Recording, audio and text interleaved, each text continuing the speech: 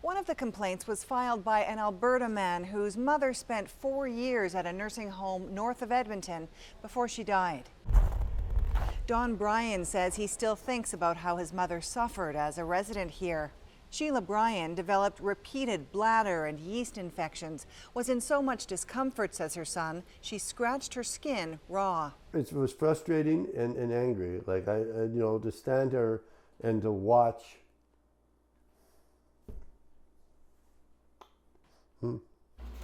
He blames poor hygiene practices, says his mother was often left in wet diapers. I don't think there was a time when I visit her that we weren't waiting for help.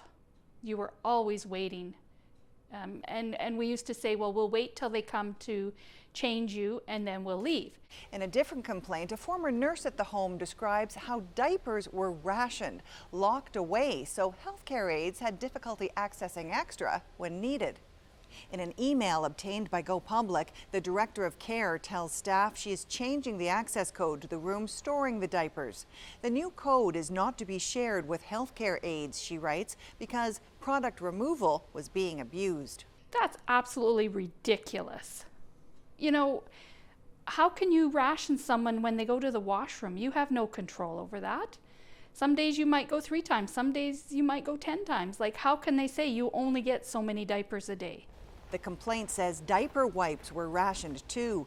Statistics show that during that time, the nursing home had a urinary tract infection rate of 7.5%, much higher than the national average.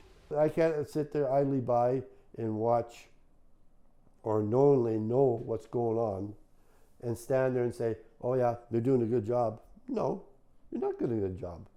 If you did what we did with my mom and other people in there, I see that's just despicable.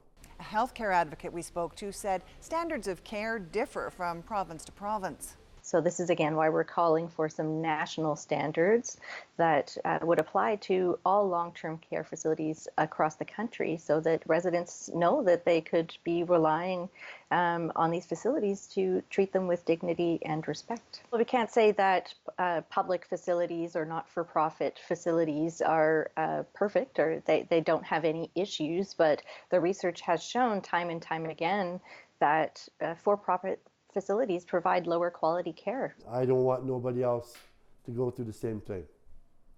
It's so wrong that people have to go through that.